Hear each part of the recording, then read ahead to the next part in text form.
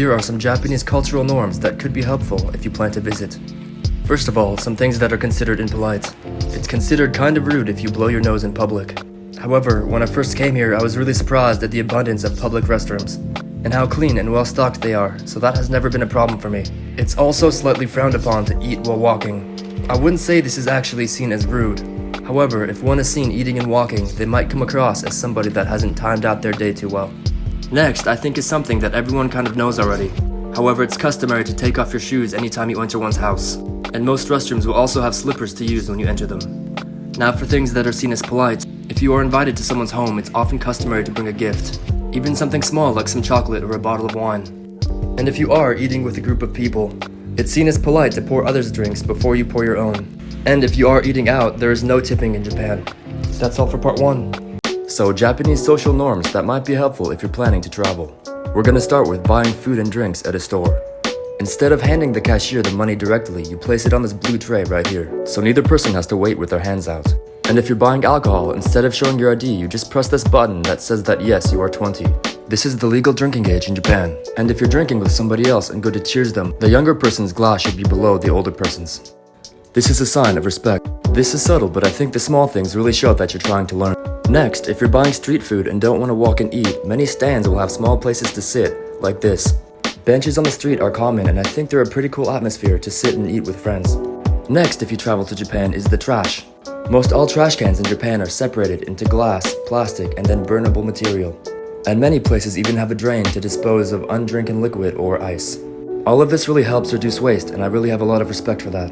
And I think this social mentality might be one of the reasons Japan is so clean. That's all for part 2, thanks. Here is dating advice that I received when I first came to Japan. So the same as anywhere in the world, my friend said a first good date is dinner and a walk. Even using the Google Translate app, you can ask somebody if they want to get dinner and they'll get the idea. My friends told me that a dinner that is not even too fancy is nice, and food that is too expensive can even seem to add some pressure on a first date.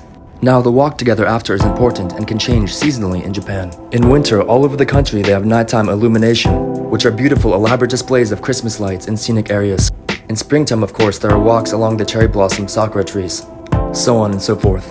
I was told that to appear serious about dating, just holding hands is a good first step, and the walk after dinner is a good time to do so. However, everyone is different. In Japan, public displays of affection like kissing in front of people can be embarrassing for the other person. This even includes a hug goodbye at a crowded train station. I was told that waving goodbye and just walking away can seem more cool. My first date here, I didn't speak any Japanese and we communicated only through translation apps. This worked fine. Lastly, I was told on the second date, bring chocolate and then you're set. So here is a random small thing in Japan that one time really made me happy. For the price of $1. So about 3 weeks into my first time studying abroad in Japan, I really did start to feel the intensity of my Japanese language classes, and I was still struggling to understand a lot of what was going on around me. I recognized that the intensity of the language courses was necessary for me to get to where I wanted to be. But honestly, I'm not a naturally very strong student.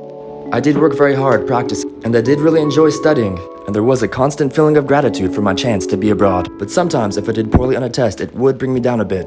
This could compound upon small things like spilling coffee on my shirt before I had class with a girl I thought was cute. But then randomly, the smallest things could turn that around, like really just the vending machine lottery. So it says here when you buy a drink, you have a chance to win one present, which is another drink. When you buy something, it'll generate a random 4-digit number for you, as shown on this screen. And if you get 7777, you win another drink. On one of those rough days, I won this, and for that smallest reason, I felt very optimistic and motivated again. That's all. This was supposed to be a Japanese fishing trip video with my friend's family, but it rained despite what the weather forecast had said. So we went to their fishing supply shed at the lake and just had our picnic and drinks there instead. They had the food they brought and they made a table out of some foam core and wood, and we ate and drank surrounded by fishing supplies. Even though it was not the day I expected, it was really fun. They put a hole in the top of the rice wine so it wouldn't explode when it was opened. And I learned a lot of Japanese bad words, as well as slang from the Kansai region. It was a clean, kind of cozy place and kind of funny to drink with fishing tools everywhere. The bottle says, "Sake is my partner that is always beside me, take it to the beach." The dad is a boss and went fishing even in the rain, and we ate the fresh fish that he caught. It was extremely tasty. The summer in Japan is very hot, so they carved out a space in the foam to put their portable fans. I was very grateful for the family to invite me with them. And even though we didn't go fishing, I had a great time and the food was so good, and I like to experience their life. Here is one Japanese interpretation of American food. It's called Grill Steakhouse Bronco Billy. and it's made to imitate an American diner.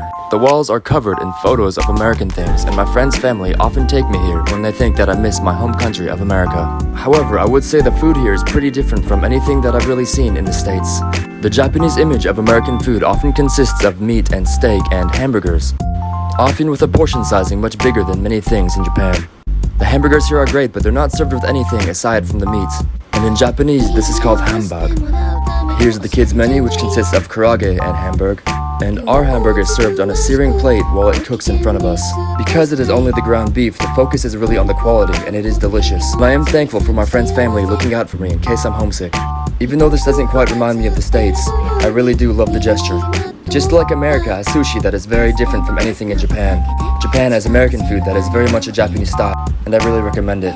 Someone told me that it looked like Kite from Japan Sinks 2020. Thank you so much, for starters. 気が変わった。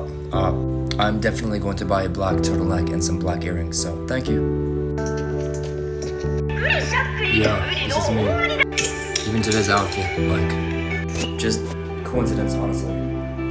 Yep, you got it. これは便利な日本語か、私の特に好きな日本語です。とりあえずはお疲れ様です。お疲れ様です。毎日これはいつも使う。例えば友達はバイト先終わって一緒に飲みに行く。会うときはお疲れ様です言ってる。次の便利な言葉はめっちゃ簡単です。そうなんだ。そうなんだ。使うときは友達はめっちゃ話してるとき。何言ってるは答えあんまりないときはそうなんだ言って。私は聞いてますの雰囲気です。最後はギリギリ悪口だけど友達と一緒に使ったら面白いと思う。それは黙れ。黙れ。今さっき言った隣の人は聞いた私のこと今自知してる。使うときは友達は自分のことばかに知ったら日本語下手や。黙れ。黙れ。最後に私の一番好きな言葉。それは一期一会。使うときは面白いと会っていい会話していい思い出になってでもバイバイ後で絶対その人も会わない。一期一会。